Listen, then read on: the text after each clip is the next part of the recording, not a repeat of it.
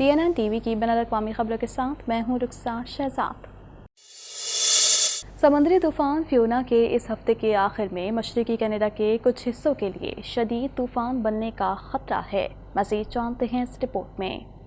समंदरी तूफान फियोना के इस हफ्ते के आखिर में मशरकी कनाडा के कुछ हिस्सों के लिए शदीद तूफान बनने का खतरा है। माहौलियात कनाडा के साथ इंतबाही तैयारी के माहिर मौसमियात ने जुमेरात को एक ब्रीफिंग में कहा कि समंदरी तूफान फियोना एक इंतहाई मजबूत और खतरनाक तूफान है। माहिरीन मौसमियात का कहना है कि समंदरी तूफान जुमे और हफ्ते के आखिर में शुमाल की तरफ और मैरी टाइम्स में ट्रैक करेगा, क्योंकि ये पोस्ट ट्रॉपिकल तूफान में तब्दील होता है।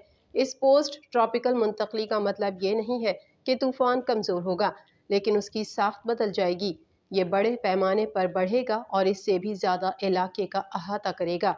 आखिरी इत्तलात के मुताबिक जुमेरात की दोपहर तक तूफान 215 किलोमीटर फी घंटे की शिद्दत के साथ हैलिफैक्स के जनूब मगरिब में तकरीबन 1800 किलोमीटर दूर था। अगरचे ट्रैक और दीगर तफसीलात के साथ कुछ गैर यकीनी सूरत हाल बाकी है, मुमकिना असरात मजीद वाज़ेह हो रहे हैं। बारिश फियोना से पहले ही आएगी। मगरिब की तरफ से आगे बढ़ने वाला एक ठंडा सिस्टम जुमेरात और जुमे तक अपनी बारिश लाएगा और फिर फियोना की तरफ से नमी हासिल करना शुरू कर देगा। इन्वायरमेंट कनाडा ने PEI मशरकी नोवा स्कोशिया बशमूल Cape Breton island western Newfoundland के लिए खुसूसी वेदर वॉच जारी की है। माहिरीन मौसमियात की जानिब से शहरियों को एहतियाती तदाबीर इख्तियार करने और घरों से बाहर ना निकलने का मशवरा दिया गया है। कनाडा की आखिरी कोविड-19 सरहदी पाबंदियां इस माह के आखिर में काबीना के हुक्म की मियाद ख़त्म होने के साथ ख़त्म हो जाएंगी, जो बैनुल-अक़वामी मुसाफिरों की लाजमी वैक्सीनेशन, टेस्टिंग और करंतना का निफाज करती हैं। मज़ीद जानते हैं इस रिपोर्ट में। कनाडा की आखिरी कोविड-19 सरहदी पाबंदियां इस माह के आखिर में काबीना के हुक्म की मियाद ख़त्म होने के साथ ख़त्म हो जाएंगी, जो बैनुल-अक़वामी मुसाफिरों की लाजमी वैक्सीनेशन, टेस्टिंग और करंतना का निफाज करती हैं।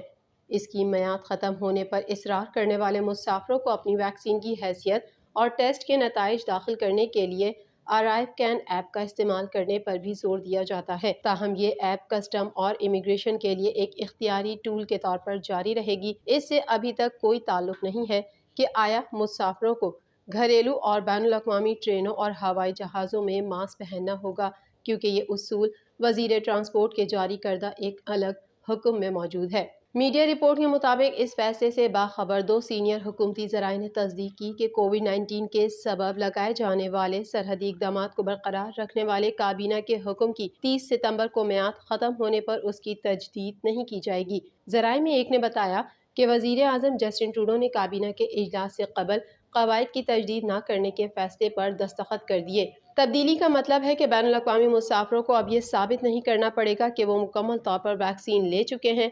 मौजूदा उसूल के तहत मुल्क में वापस आने वाले कैनेडियन जिनको वैक्सीन नहीं लगाई गई है, उन्हें पहुंचने से पहले मनफी टेस्ट का नतीजा दिखाना होगा और आमद के बाद मजीद जांच से गुजरना होगा। उन्हें 14 दिन के लिए करंतना में भी रहना होगा। कनेडियन वज़ीर ख़ारजा का कहना है कि रूस पर यूक्रेन पर गैर कानूनी तौर पर हमला करने के इल्ज़ाम में मुकदमा चलाने की ज़रूरत है। इस हवाले से मज़ीद जानते हैं। रूसी हुकूमत ने कनाडा के मजीद 87 शहरियों के अपने मुल्क दाखिले पर पाबंदी लगा दी। कनाडा के हुक्मरान जमात लिबरल कहते हैं कि रूस के वीज़े पर पाबंदी से मुखालफिन को फंसाएंगे। वज़ीर ख़ारजा मेलानी जूली ने कहा है कि वो रूसियों को वीज़ा हासिल करने से रोक कर यूरोपीय ममालिक की क़यादत पर अमल करने की हिमायत नहीं करती हैं। रूसी मुखालफिन को बढ़ते हुए खतरे का सामना है। उन्होंने ये भी कहा कि रूस पर यूक्रेन पर गैर कानूनी तौर पर हमला करने के इल्ज़ाम में मुकदमा चलाने की ज़रूरत है, जिसे मास्को ने जुमेरात को अपनी ब्लैक लिस्ट में दर्जनों मजीद कैनेडियनों को शामिल करते हुए मुस्तरद कर दिया। जूली का कहना था कि बहुत से ऐसे रूसी हैं जो रूस छोड़ना चाहते हैं। जूली ने मजीद कहा, वीज़े पर पाबंदी उन लोगों के लिए नाइंसाफ़ी है जो मास्को से मुत्तफिक नहीं है। वाज़ेह रहे कि रूसी हुकूमत ने मजीद 87 कैनेडियन शहरियों के अपने मुल्क दाखिले पर पाबंदी लगा दी। चीनी खबर रसा इदारे के मुताबिक रूसी वज़ारत ख़ारजा ने ऐलान किया कि कनाडा के रूस मुखालिफ पाबंदियों के जवाब में मजीद 87 कैनेडियन शहरियों को मुल्क में दाखिले से गैर मुअय्यना मुद्दत के लिए रोक दिया गया है। वज़ारत ने एक बयान में कहा कि नई ब्लैक लिस्ट में कनाडा के इलाकाई रहनुमा, आला फौजी अफसरान, यूक्रेन को हथियार और दोहरे इस्तेमाल की टेक्नोलॉजी फराहम करने वाली कंपनियों के सरबराहान शामिल हैं। सरकारी आदाद शुमार के मुताबिक کل 905 کینیڈین ماسکوں کی پابندیوں کی زد میں ہیں، جن میں سفری پابندی بھی شامل ہے۔ روسی صدر ولادیمیر پوتن کا کہنا ہے کہ روس ایک عظیم قوم ہے جو اپنے ملک کی سالمیت اور آنے والی نسلوں کے مستقبل کا دفاع کرنا جانتی ہے۔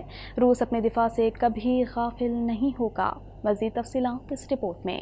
روسی صدر ولادیمیر پوتن کا کہنا ہے کہ روس ایک عظیم قوم ہے جو اپنے ملک کی سالمیت اور آنے والی نسلوں کے مستقبل کا دفاع کرنا جانتی ہے۔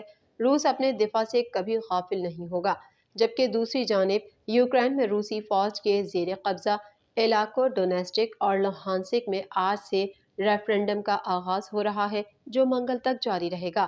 صدر پیوتن ریفرنڈم کی بنیاد پر زیر قبضہ علاقوں کو روس میں شامل کرنے کا اعلان کریں گے۔ روسی میڈیا کے مطابق صدر ولادیمیر پوتن نے روسی ریاست کے قیام کی 1160ویں سالگرہ کے موقع پر کہا کہ روس آنے والی نسلوں اور ان کے مستقبل کی خاطر اپنی آزادی، خود مختاری، ثقافت اور روایات کا دفاع جاری رکھے گا۔ روسی صدر کا کہنا تھا کہ ہم اپنے وطن کے لیے لڑیں گے، اس وطن کے لیے جو ہمارے پاس ہے، اپنی آزادی اور خود مختاری، اپنی ثقافت اور روایات کے لیے لڑیں گے۔ انہوں نے کہا کہ ہم روس کی تاریخ اور عظیم مستقبل کی خاطر اپنے آباء و اجداد اور اپنی اولاد کے نام پر ان کا دفاع اور حفاظت کریں گے۔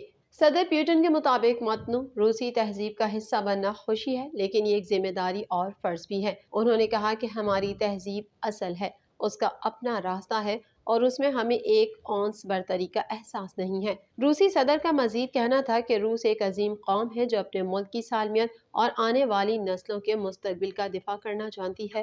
روس اپنے دفاع سے کبھی غافل نہیں ہوگا۔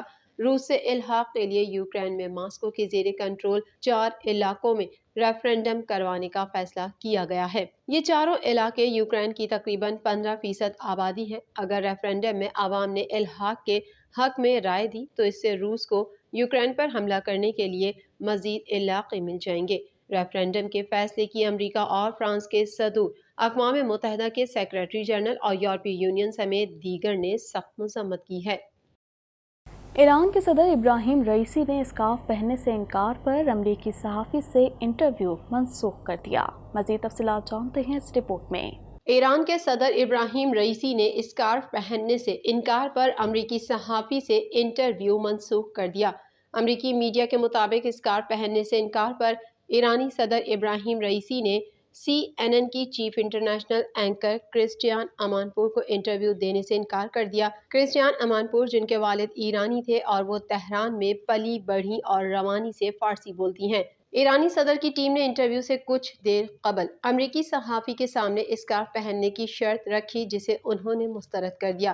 کرسٹیان امانپور کا کہنا تھا کہ ایران میں رپورٹنگ کرتے وقت مقامی قوانین اور رواج کے مطابق اسکارف لیتی ہوں۔ نیو یارک میں انٹرویو کے لیے اسکارف پہننے کا کوئی قانون نہیں ہے۔ ایران سے باہر کہیں بھی مجھ سے کبھی کسی ایرانی صدر نے اسکارف کی شرط نہیں رکھی۔ انہوں نے مزید کہا کہ وہ 1995 سے اب تک ہر ایرانی صدر کا انٹرویو کر چکی ہیں، تاہم ایران سے باہر کسی ایرانی صدر نے اسکارف پہننے کی شرط عائد نہیں کی۔ رپورٹس کے مطابق اقوام متحدہ جنرل اسمبلی اجلاس کے موقع پر امریکی صحافی کا ایرانی صدر سے انٹرویو پہلے سے طے تھا۔ TNN TV کے نیوز بلیٹن سے فی الوقت اتنا ہی۔ مزید خبروں اور اپڈیٹس کے لیے دیکھتے رہیے TNN TV۔